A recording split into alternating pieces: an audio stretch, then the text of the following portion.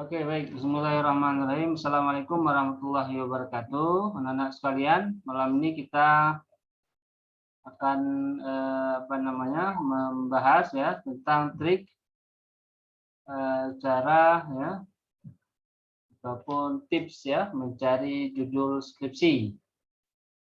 Jadi ada beberapa cara sebenarnya untuk mencari judulnya. Kalau yang manual itu yang biasa ya. Biasanya ya berangkat daripada permasalahan ya. Nah, baik sebelum itu juga kita tidak lupa ya senantiasa untuk selalu mencontoh Nabi kita Nabi Muhammad SAW dalam sifat-sifatnya ya, jujur, amanah, tabligh, padanah ya. Apalagi dalam menulis ini amanahnya, tablighnya juga harus dikedepankan ya. Nah, tips cara mencari judul skripsi ya, cara mencari judul skripsi itu yang paling sederhana dan paling inti itu sebenarnya adalah lihat dulu masalah penelitiannya. Itu yang agak yang agak sukar. Inilah di sini ya. Masalah penelitian itu adalah sebuah kesenjangan ya antara teori dengan kenyataan ya. Antara realita dengan seharusnya gitu. Nah, ini yang selalu menjadi kontradiksi antara teori dengan kenyataan. Ketika berbeda itulah menjadi sebuah masalah penelitian. Dan itu layak untuk diteliti. Nah, itu layak untuk diteliti. Nah, tergantung isunya ya. Isu yang dilihat itu isu apa misalnya. Oh, isunya itu komunikasi, berarti ilmu komunikasi. Oh, isunya itu sosial, berarti ilmu sosial. Teori sosial yang memecahkannya. Dilihat, oh itu isunya itu isu-isu misalnya hukum Islam. Nah, berarti dilihatnya dari sisi fikih, teori-teori fikih. Ya. Oh, ini studi Al-Quran. Nah, itu nanti dilihat daripada studi Al-Quran. Nah, jadi ini admit all. Oke. Baik, ini sambilan saya jelaskan, sambilan saya menekan admit ya. Oke, baik, kita lanjutkan. Itu yang harus dicari oleh para peneliti mahasiswa sebenarnya. Teorinya apa ya? Nah, teorinya apa? Kemudian kenyataan di lapangan bagaimana? Ini yang realnya dulu, ini yang harus diketahui dan harus dikuasai. Nah, kalau misalnya ini tidak jelas di awalnya, maka tidak bisa berangkat untuk membuat sebuah penelitian, tidak bisa. Nah, tapi kalau misalnya ini dia jelas di awal ya, maka insya Allah dia akan mudah untuk berangkat untuk pada penelitian yang lain ya, atau melanjutkan step-stepnya yang lain. Nah, ini dulu yang mesti dijelaskan.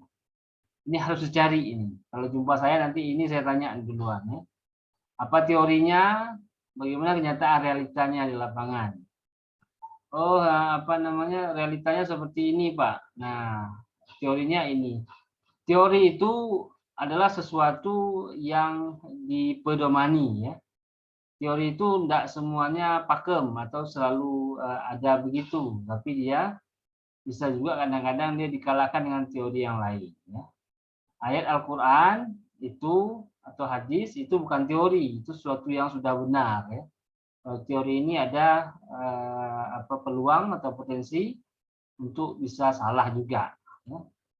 Nah, ini yang harus dipahami oleh para peneliti, para mahasiswa yang mau skripsi, masalah penelitiannya apa.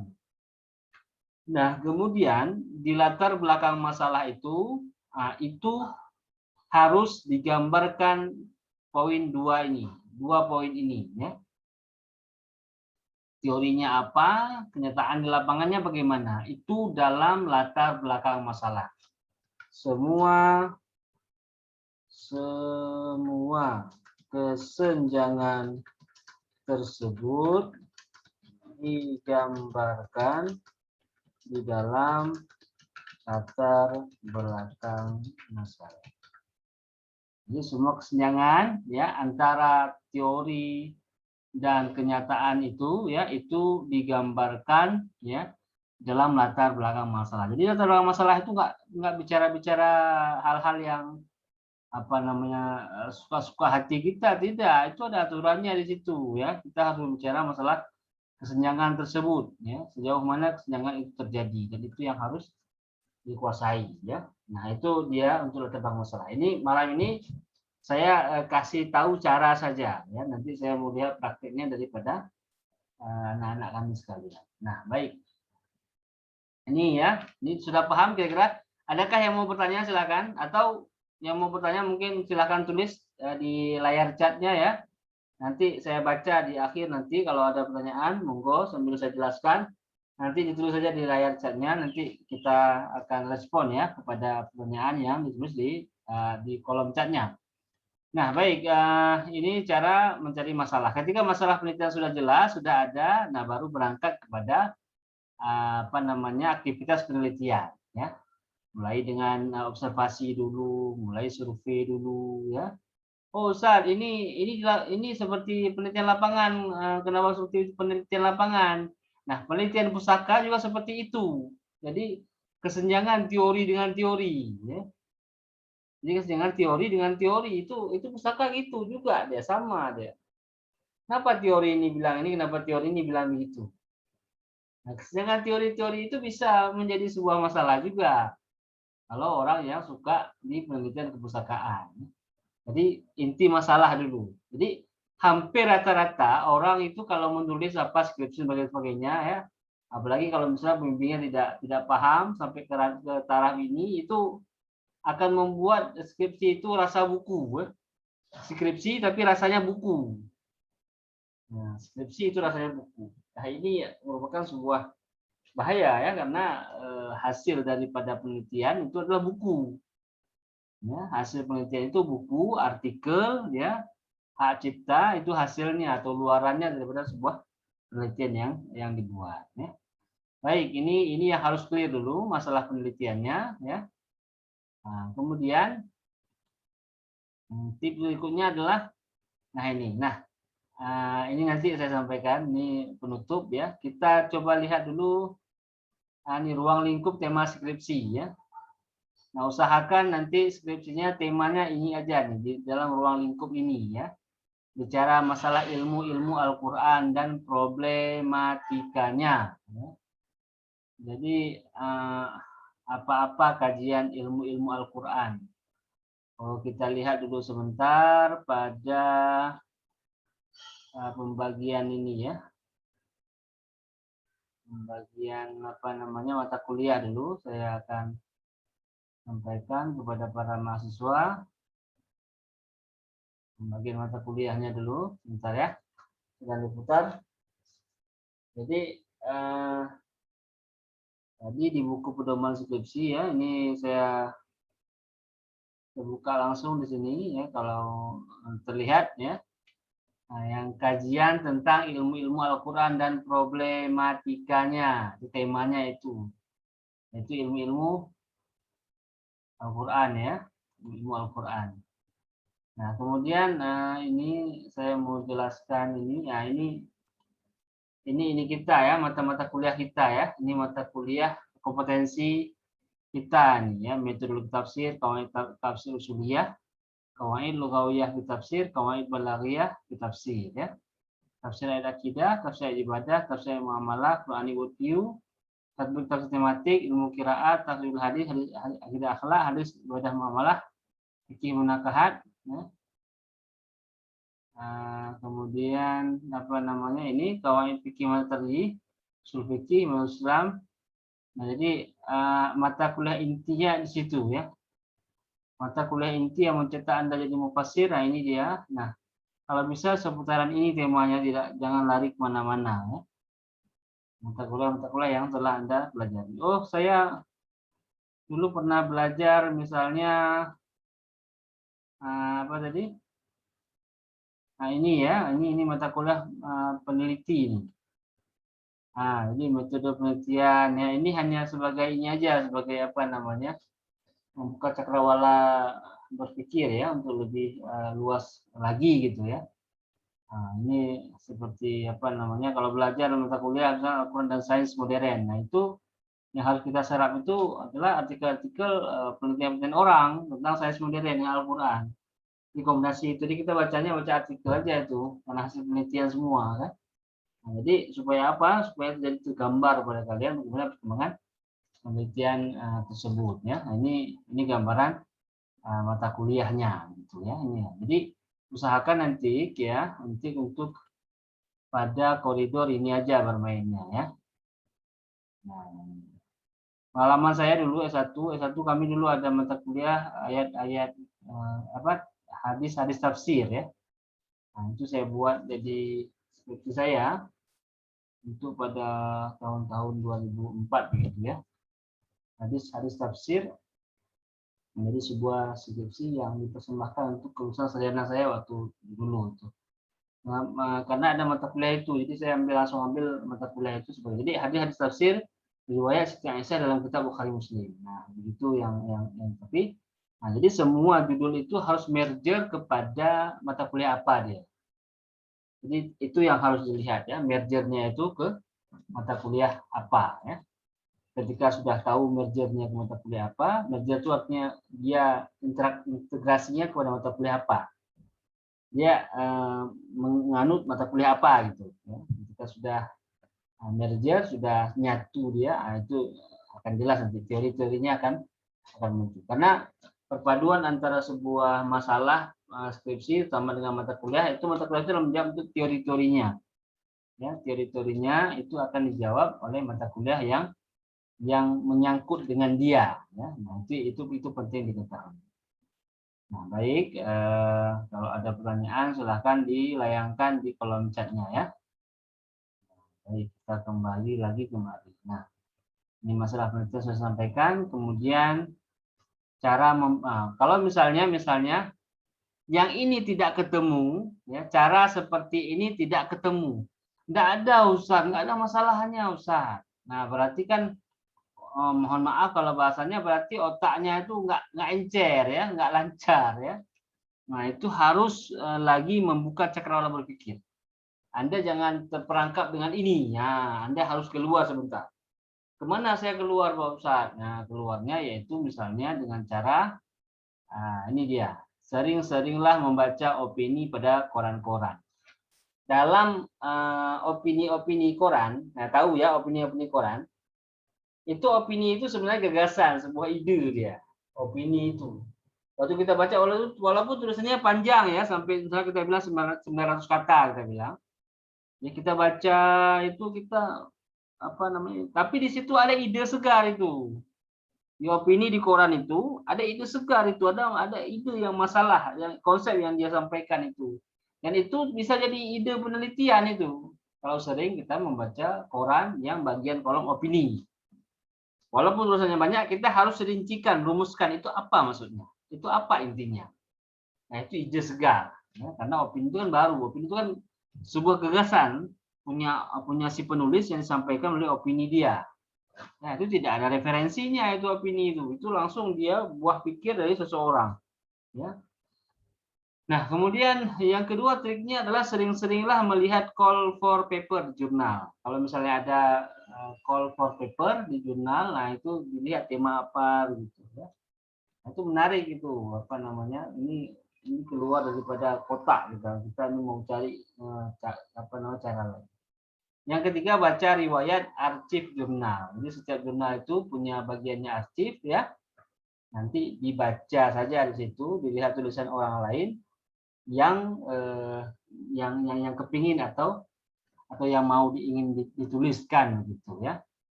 Nah, sekarang saya akan ajarkan masuk ke beberapa site atau aplikasi ya untuk mencari ide-ide segar itu.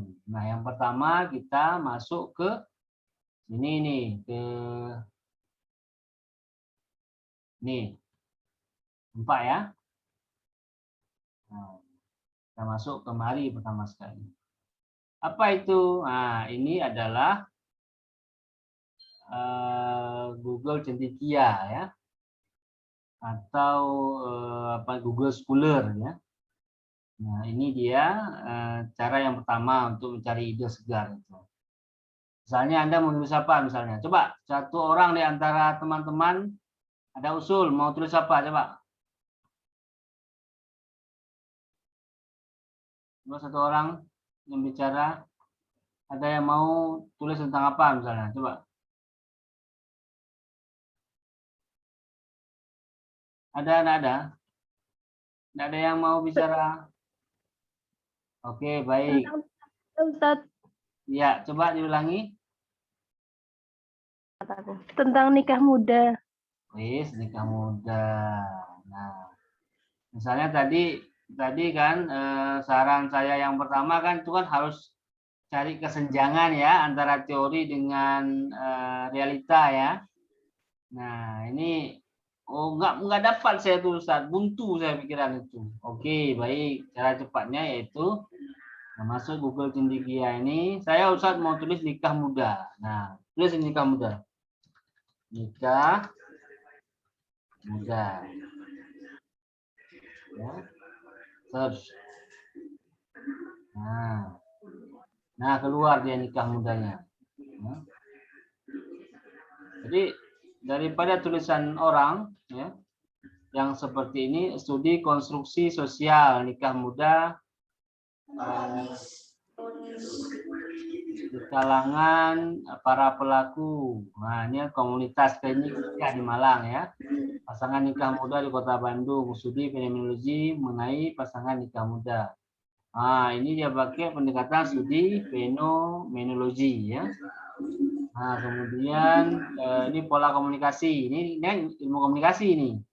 Kalau pola komunikasi pasangan nikah muda terhadap resolusi konflik rumah tangga. Kalau isu resolusi konflik ini masalah sosial ya.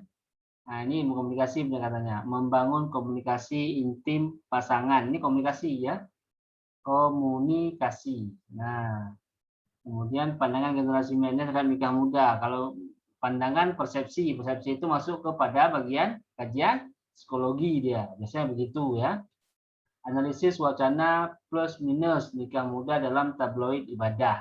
Ini kalau udah disinggung tabloid ini berarti media ya.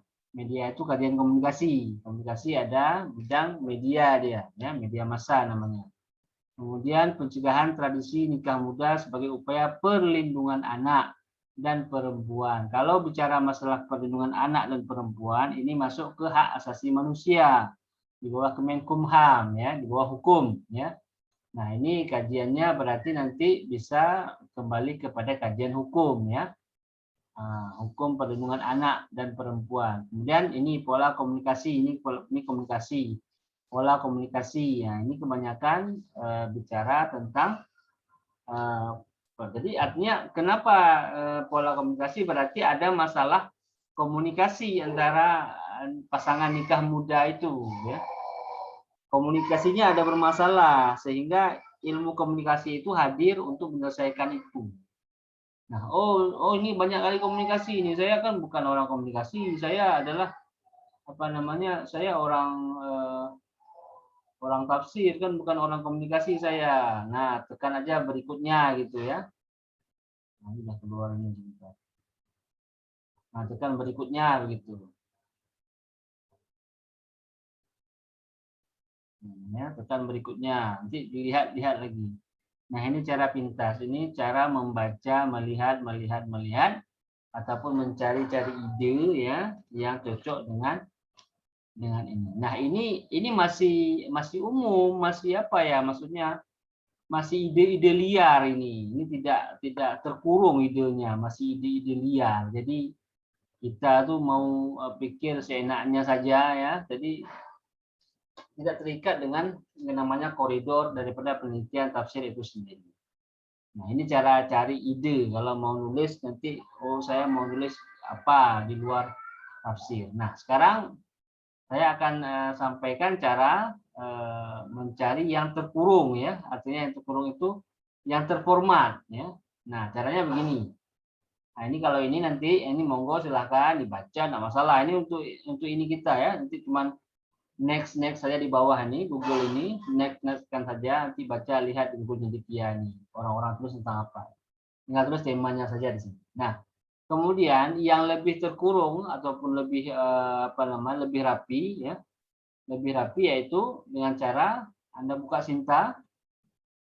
Ya, ini sudah terlihat di layarnya masing-masing monitor? Sudah? Sudah ya? Sudah. Oke, Udah baik. Ustaz, kelihatan. Baik, Anda buka Sinta ya, buka Sintanya. Nah, Sinta ini S1, S2, S3, S4, S5, S6 sampai S6 ya. Ini artinya Sinta nih, Sinta 1. Yang paling tinggi Sinta 1. 1 Scopus ya. Sinta 2 ini belum Scopus, tapi ini tinggi juga. Sinta ini termasuk tinggi. S4 ini oke. S5 S6 itu paling rendah ya. Ini paling rendah, naik seterusnya. Dan setiap ini punya nilai yang berbeda-beda. Nilai apa? Nilai poin ya. Nilai poin yang berbeda-beda nilainya. Nah, baik. Caranya yaitu buka Sinta Ristek Dikti ini. Kemudian Anda ketik di sini. Ya. Anda ketik misalnya gini. Oh, saya orang tafsir, saya ketik tafsir. Nah, ketika Anda ketik tafsir, maka akan keluar jurnal-jurnal yang berhaluan tafsir. Kita lihat ya. Kita lihat nih. Pertama, jurnal Mutawatir ya. Kedua, jurnal Al-Bayan ya. Ketiga, jurnal Qaf. Ini ada S2, ada S2, ada S3, ada S3, ada S4, dan seterusnya ya. Nah, kok sedikit sekali Ustaz? Ya, karena ilmu ini adalah ilmu yang sangat eksklusif ya, bukan ilmu kacang goreng, ilmu banyak begitu, tidak. Ini ilmu ini eksklusif nih. Sampai jurnalnya pun terbatas ya. Nah, ini kalau yang mau ketik misalnya tafsir. Oh, saya Ustaz mau ketik Quran misalnya, monggo ya. Quran misalnya. Jadi ingat keywordnya cuma 2 ya. Quran atau tafsir ya. Nah, Quran keluar lagi dia yang Quran ya. Nah, mungkin ada yang sama itu. Nah, ini dia. Nah, jadi ada yang S5, S4, S4, S3, S2, S1 belum ya. S1 setahu saya belum lagi. Nah, S1 itu sudah berafiliasi dengan Scopus. Ya, kalau untuk jurnal ini belum lagi ya, tapi kalau jurnal Islam, jurnal studi Islam itu sudah. Nanti kesempatan lain kita ke arah situ. Saya hanya fokus malam ini menjelaskan kepada anak-anak semuanya tentang jurnal-jurnal Al-Quran. Nah, adakah jurnal lain di luar ini? Banyak sekali, tapi tidak masuk Sinta. Kenapa tidak masuk? Ya, masih dalam proses mereka ya. Yang masuk dalam Sinta itu hanya beberapa. Jadi Sinta itu bahasa lain daripada terakreditasi. Nah, terus ngapain kita Ustaz? Nah, seterusnya adalah kita mencari judul daripada ide penelitian kita ya. Nah, mungkin kalau saya bawa kita buka Sinta S2 ini ya. Sinta 2 mungkin ini agak lebih tinggi, nanti mungkin khawatir tidak sampai ke situ. Kita lihat aja rendah aja misalnya ya. Kita lihat S5, apa yang ada di S5 itu. Kita buka, klik begini. Ya, langsung dia akan menuju ke ya. Nah, ini dia S5-nya. Kita cari site-nya, situsnya.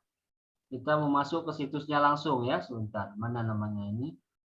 Nah, ini Mumtaz namanya, ini website editor URL ya. Kita masuk ke editornya langsung ya. Ini punya PT IT Jakarta ini. Kita mau lihat langsung ya. Kita masuk ke ya. Nah, ini dia. Ini Sinta berapa tadi? Sinta 5 ya. Nah, setelah kita terbuka pada jurnal ini, jurnal studi Al-Quran dan keislaman. Nah, ini studi Al-Quran, ini bidang kita ya. Nah, nanti kalau tafsir Berarti dia mengacu kepada dua ini, ya, studi Al-Quran dan keislaman. Cinta 5 dia, ya. Nah, kemudian setelah masuk ke ininya, setelah masuk ke halamannya, nah lalu kita tekan ini, perhatikan archives. Nah, ini ya. Archive ini tekan, ya, klik, ya. Nah, disinilah kita akan melihat judul-judul yang tertulis ini seperti daftar isi, ya. Daftar isi setiap edisi jurnal, ya, dari tahun-tahun sebelumnya, dari 2000 apa namanya sebelum-sebelumnya itu, ya, 2017, ya, 18, 19, nah itu. Nah, oh, kita mau lihat misalnya judul-judul yang terbaru lah, yang sekarang. Nah, tinggal klik saja. Klik edisinya, nanti akan terlihat judul-judul yang, nah, kita lihat judul-judul yang mereka tulis, ya, yang ini. Ekspresi milieu komersial Arab Makkah dalam Al-Quran. Nah, udah terbayang, ya. Historis media penafsiran di Indonesia. Nah, terbayang, ya, apa yang mau dibuat. Integrasi Quran dan sains dalam proses hujan. Anda bisa juga buat ini, integrasi Quran dan sains dalam apa misalnya, dalam apa namanya, dalam gempa bumi misalnya, dalam proses gempa bumi misalnya, dalam tsunami misalnya, Anda membuat gitu, ya. Nah, itu bisa ini, ya. Moderasi beragama dalam perspektif hadis, ini bidang hadis. Representasi semiotika Al-Quran, analisis simbol warna putih. Ini pakai metode semiotik, ya. Semiotik. Nah, jadi kita lihat judul orang ini, kita tambah ini dia, tambah, oh aku mau tulis yang mana ini, ya. Nah, gitu. Relasi zikir terhadap ketenangan jiwa. Jadi adakah zikir itu memberi ketenangan jiwa, ya. Kemudian serai apa nih? Serat Siti Jenar, retorika Dr. Farudin Faiz dalam mengaji filsafat. Nah, ini kan arah metode, ya, atau retorika, ya, komunikasi, ya. Kemudian ini ada wakaf mu'anakah dalam Al-Quran. Nah, perhatikan ini ilmu wakaf nih. Wakaf mu'anakah dalam Al-Quran, studi komparatif penafsiran konektif Tahir bin Asyur dan Wahbah Zuhaili. Nah, ketika kita lihat apa namanya judul orang, lalu timbul dia ide kita. Nah, dan seterusnya, manusia Al-Quran sebagai tentang fase kehidupan individu. Nah, ini baru Sinta 5, ya. Sinta 5. Nanti kalau kita lihat Sinta 2 itu sudah jauh sekali, ya. Sinta 5 ini begini, daftar isinya seperti ini. Nah, jadi gambarannya seperti itu, ya. Kalau apa namanya, sering-sering berselayar lah, sering-sering searching, sering-sering lihat, ya. Nah, di jurnal, oh saya mau jurnal biasa aja untuk cari ide, boleh cari, itu caranya, ya. Jadi buka jurnalnya. Itu tadi yang saya buka itu jurnal yang punya yang ada Sinta.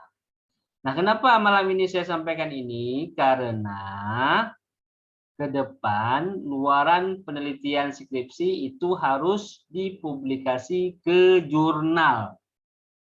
Nah, ke depan, ya, ini kemarin rapat kerja pimpinan sudah mulai diarahkan untuk terbit di jurnal. Maka oleh karenanya anak-anak kami dari sekarang ini emang harus dibekali terus, ya. Saya tidak bosan-bosan untuk mengajar kalian nanti malam-malam seperti ini, ambil waktu lah kita apa namanya online lagi, kita arahkan lagi ini begini supaya lebih paham, ya, lebih mengerti dan tahu kemana arahnya. Nah, ini judul-judul di Sinta 5 seperti ini, ya. Wabah penyakit menular COVID-19 dan perumpamaan dalam Al-Quran. Nah, ini kan idenya ide segar ini kan. Tamsil, ya. Ini kan ilmu Quran tamsil kan. Al-amsal, ilmu amsal nih, amsal fil Quran kan. Ini apa? Askaliyat al-lughawiyah fi al-fazil Qur'anil Karim. Ya, kesukaran bahasa di dalam lafaz-lafaz Al-Qur'an Karim bahasa Arab mungkin, ya. Ummatan wasatan perspektif mufasir kontekstual Indonesia sebagai resolusi konflik kekerasan komunal. Nah, ini kalau sudah bicara resolusi konflik sosial, ya. Ummatan wasatan itu ini pematan muasatan perspektif mufassir kontekstual. Nah, Indonesia. Itu sebenarnya satu judul, tapi dia kaitkan lagi dengan resolusi konflik. Ini sudah dua variabel yang bagus ya. Jadi dua hubungan antara hubungan apa namanya mata kuliah tafsir dengan mata kuliah sosiologi ya. Kemudian sejarah dan dinamika tafsir Al-Quran Indonesia, membaca ayat poligami dan tafsir Al-Azhar dan Misbah. Nah, itu lebih kurang seperti itu.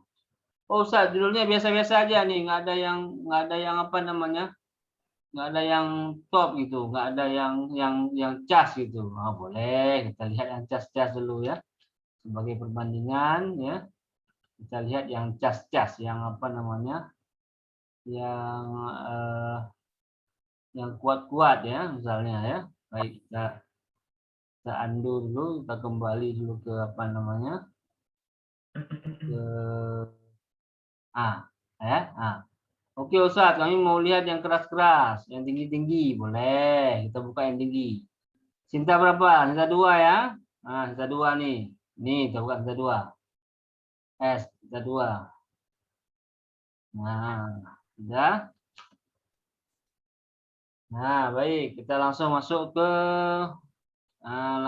ininya, apa namanya? Ke jurnalnya langsung ya. Editor URL. Langsung masuk ke jurnal langsung.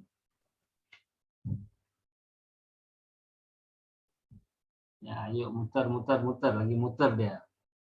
Ini jauh jurnalnya nih, jurnal Al-Quds ya. Jurnal Sinta 2 di Bengkulu, Stain Curup ya. Stain Curup di daerah Bengkulu, jauh nih. Bengkulu dia berangkat nih. Stain Curup. Nah, ini mungkin di sini bisa dilihat nih ya, sebelum masuk ke situ. Ini judul dalam ini juga nih ya. Nah, di sini kredibilitas hadis dalam COVID-19, studi atas apa nih? Bazal Al-Maun fi Fadli Al-Ta'un karya Ibnu Hajar. Oh, nggak bisa masuk dia. Ini akibat mungkin akibat jaringan ya, sinyal ya. Dan sebagainya ini mengakibatkan kita tidak bisa masuk ke dalam apa namanya jurnalnya ya. Nah, nanti dicoba sendiri, ini malam ini hanya simulasi saja ya. Nanti dicoba sendiri masing-masing coba cari. Nah, itu dia. Nah, ini jurnal yang teragregasi Sinta ya. Kalau yang enggak teragregasi masalah jurnal Quran itu banyak sekali ya, banyak sekali. Nanti kita sampaikan ke situ. Nah, berikutnya juga nanti kalau misalnya untuk mencari ide selain baca-baca daftar isi jurnal ini, pada perlu nanti kalau memang ada yang tertarik langsung tekan langsung baca terus artikelnya di-download, dibaca ya. Nanti di situ akan diketemukan saya mau tulis ini ya gitu ya. Nah, kemudian cara lainnya yaitu ini. Anda ketik di sini yaitu call for paper in Quran. Nah, jadi apa namanya di sini ketika ada call for paper itu dia terbayang kepada kita tuh tema-tema ya. Tema-tema yang terbaru. Misalnya mereka membatasi misalnya COVID-19 dengan apa gitu ya. Jadi tema-tema kita tuh nggak perlu kita mikirkan apa. Jadi kita lihat tema itu aja kita langsung dapat ide itu ya. Call for paper. Nah, ini perlambat nih. Lama putarnya nih. Ya. Call for paper itu juga bisa memberikan semacam gambaran yang cepat kepada kita ya. Untuk masuk ya, ini program Kudus misalnya. Mana call for paper tadi, mana dia? Mana tulisannya tadi? Di mana call for papernya? Nah, yang maksud saya mengatakan ketika ada tulisan call for paper in Quran, nah itu kita bisa lihat ya, apa namanya, apa tema-tema ini dia, seminar nasional dan call for paper. Coba kita lihat dulu ini apa ditulisnya. Ini ya. Seminar nasional dan call for paper tema pendekatan multidisipliner dalam penafsiran Al-Quran. Subtema artikel tafsir Quran, tafsir tradisional and modern, living Quran, berbagai perspektif hukum, filsafat, tasawuf, sejarah, seni, teologi, sosiologi, antropologi, politik, dan sebagainya. Template dan pengirim artikel melalui, nah ini punya lama ya. Jadi temanya dia itu tema tafsir tapi dengan pendekatan multidisiplin. Multidisiplin itu boleh tafsir dilihat dari hukum, tafsir dari filsafat, tafsir dari tasawuf ya, tafsir dilihat daripada sejarah ya. Nah, itu multidisiplin namanya. Nah, kemudian antropologi dan lain sebagainya. Ya, baik, kita lanjut ya. Ini cara yang berikutnya, cara melihat di call for paper ya, itu caranya. Nanti udah berapa cara tadi ya, cara yang manual tadi yang saya sampaikan, cara ini cara pintas ya. Nah, ketika sudah dapat artikel yang Anda sukai ya, kemudian nanti Anda harus cari juga masalah itu. Masalahnya apa? Yaitu realitas tadi ya, yang bertentangan atau kesenjangan antara teori dan kenyataan, atau teori dengan teori. Itu yang terpenting, karena kalau itu nggak jelas, kita nggak perlu nggak tahu mau teliti apa ya. Itu yang harus dijelaskan terlebih dahulu. Nah, sudah. Kemudian setelah cara yang seperti itu ya, cara yang saya sampaikan tadi, ada cara yang lain lagi yang mungkin bisa menjadi pedoman ya, yaitu Anda coba searching artikel-artikel yang telah dibuat oleh dosen ICT atau dosen-dosen tafsir yang ada di Indonesia. Nah, itu cara cara cepat. Jadi kita baca-baca karya tulis daripada dosen-dosen tafsir itu, nanti akan tergambar kita mau tulis apa gitu. Caranya bagaimana Pak Ustadz? Caranya gini ya, ini kan artikel, buka ini, nah nanti akan masuk profil nih, nah klik profil. Nah, klik profil ya, sudah. Mana profilnya? Nah, sudah. Nah, tekan saja di sini misalnya tafsir misalnya ya, tafsir. Nah, kita lihat. Nah, langsung namanya ada Ahmad Tafsir. Nah, kita lihat ini di bawahnya bertuliskan manajemen pendidikan Islam. Ini berarti bukan orang tafsir. Coba lihat lagi. Profesor Dr. Nazaruddin Umar, MA, bidang ilmu tafsir. Oh, ini orang tafsir. Nanti diklik aja namanya, dilihat. Nah, coba lagi. Sahiron Samsudin. Oh, ini Quran Studies. Hadis Studies, Hermeneutik Islam. Oh, ini orang tafsir. Arif Yulianto Al-Quran, ini orang tafsir. Nah, ini apa lagi nih? Ernest Karich, ya, PhD tafsir, Quran University of apa nih? Negara mana dia ini? Ya. Ini rupanya orang tafsir, Islamic Theology, Quranic Studies, semua orang tafsir ini. Kalau kalau itu saya mau kenalan juga nih, ya. Saya belum kenal lagi sama tokoh ini. Nah, kemudian ini jalan lagi ini Muhammad Isa Ansari, Al-Quran Tafsir. Nah, lihat nanti tulisannya ya. Nurjana Ismail ya. Ilmu Quran Tafsir, lihat tulisannya. Ini lektor kepala bidang Al-Quran Tafsir. Kemudian apa lagi nih? Amin Maulana Maksum. PhD Ilmu Tafsir. Nah, ini dia. Ini udah mahasiswi. Nah, ini kan satu. Nah, tekan selanjutnya next. Nah, mana nih? Jalan. Oh, jalan. Nah, perhatikan. Ini diurutkan seperti ini diurutkan dari orang yang paling banyak rujukannya atau citasinya sampai orang yang terkecil ya. Nah, perhatikan ini ya. Ini tadi udah 10 orang tuh, itu banyak tulisannya ya. Nah, ini Muhammad Salahuddin. Nah, berapa? 188 kali dirujuk. Orang tafsir ini. Nah, ini juga tafsir. Profesor Dr. Muhammad Najib Abdul Qadir. Tafsir ini dari UKM ya, Malaysia. 110 kali ini. Nah, ini kenal? Yang ini kenal? Bapak ini kenal? Kenal. Oh, benar. Kenal ya. Dekan. Dekan kita ya, Pak Samsul Hidayat. Ya.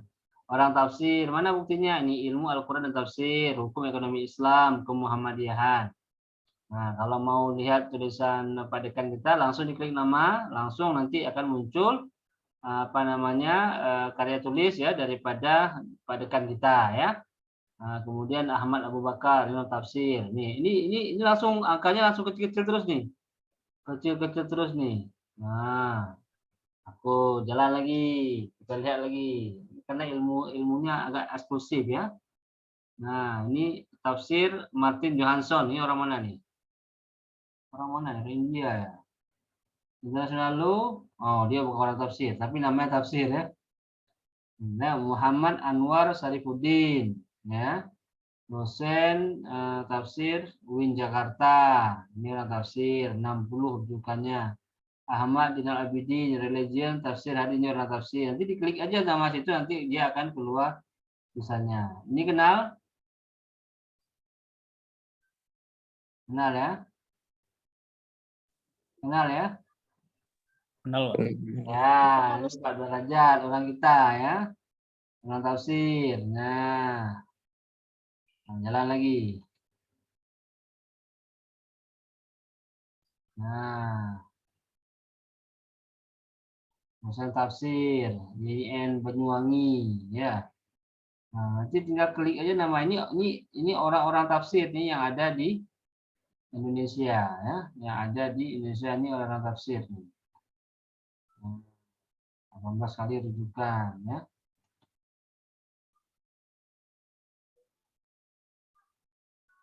Nah, seterusnya ya. Nah, itu dia apa namanya sederetan orang-orang tafsir yang ada di Indonesia. Nanti caranya setelah kita itu nanti kita lihat yang mana yang kita mau. Misalnya saya penasaran tadi sama yang satu orang tadi mahasiswa tadi ya. Bentar ya. Nah, ini dia. Perhatikan nih. 190 kali rujukan. Namanya Hanawi. Kita klik ya. Kita klik. Nah, jadi caranya gitu, klik aja namanya. Nah, lihat. Apa yang dia tulis? Oh, berarti salah. Salah. Dia main-main ini, ya. Dia mengambil punya orang nih. Ini bukan kajian tafsir nih. Waduh, parah. Ini bukan kajian tafsir ini ya. Main-main. Oke lah, sudah. Itu kita tinggalkan. Oke, kita lihat yang ini ya, yang bule ini, Ernest Farage. Lihat. Nah, apa yang dia tulis ya? Oh, orang Sarajevo rupanya. Ya. Nah, BSI tafsir. Nah, ini ya. Paham main bahasanya nih kan? Ngerti nggak apa yang dia tulis nih? Tahu ya? Tahu ya? Sama, saya nggak tahu juga nih bahasa Sarajevo ya. Ini orang tafsir. Kita lihat aja lah orang-orang yang Indonesia nih. Saya Prof. Nasruddin Umar ya. Nah, apa yang beliau tulis? Nah, perhatikan. Nah, tentang gender, makasih syariah. Tentang apa lagi? Gender. Nah, sains Al-Quran, perempuan, jilbab. Nah, jadi gitu ya. Jadi ketika kita lihat karya-karya ilmiah dari dosen tafsir, kita akan terbayang ya kita mau tulis apa gitu. Itu caranya ya. Oh, beliau tulisnya tentang ini ya. Nah, jadi kita terbayang itu maksudnya apa. Allahu Akbar. Itulah ceritanya ya kalau misalnya apa ya caranya seperti itu. Tekniknya seperti itu. Jadi ada beberapa cara yang sudah kita sampaikan. Setelah itu idenya didapat, nanti ditegaskan lagi masalah penelitiannya. Itu gimana masalah penelitiannya. Nanti dilihat ya. Masalah penelitiannya itu apa begitu. Nanti dilihat. Nah, saya pun penasaran nih kenapa nama saya tidak muncul ya. Karena saya paling dikit citasinya cuma 40 ya. Nah, 40 tidak muncul dia. nggak terlalu nggak terlalu naik ya. Sama juga seperti saya nih, nanti dilihat aja tulisan-tulisannya di sini ya. Nah, tulisannya ada berapa tulisan ini? Ada 62 ya. Nanti dilihat aja yang mana yang apa namanya yang sealur ya. Nah, dulu saya nulisnya itu agak suka kemana-mana begitu ya. Jadi semenjak bergabung dengan UMS ya, itu saya sudah mulai fokus untuk kajian tafsir saja atau kajian Quran saja. Kalau dulu saya buat macam-macam, nah jadi fikih siasah amaliyah ya, saya buat itu. Nah, kenapa saya ada ngajar itu ya? Kemudian ini konsep pendidikan, psikologi, religius sosial muslim dalam motivasi beragama. Ini kan psikologi pendidikan ini kan. Saya buat itu. Ini konsep Islamic State, ini kan masalah politik. Saya buat juga. Ini perkembangan jiwa, perasaan, motivasi. Ini kan masalah psikologi agama ya. Ini analisis lahir terhadap tindakan Indonesia berbasis ayat ahkam. Ini tafsir ahkam ya, masalah hukum fikih dikaji dengan ayat ahkam. Nah, dulu saya begitu ya. Nah, tapi mulai sekarang ini saya sudah fokus pada jalan yang apa namanya yang pas gitu, tidak kemana-mana lagi ya. Nah, baik, mungkin itu ya gambaran umum cara strategi mencari judul ya yang mungkin bisa diambil manfaatnya daripada penyampaian kita di malam yang berbahagia.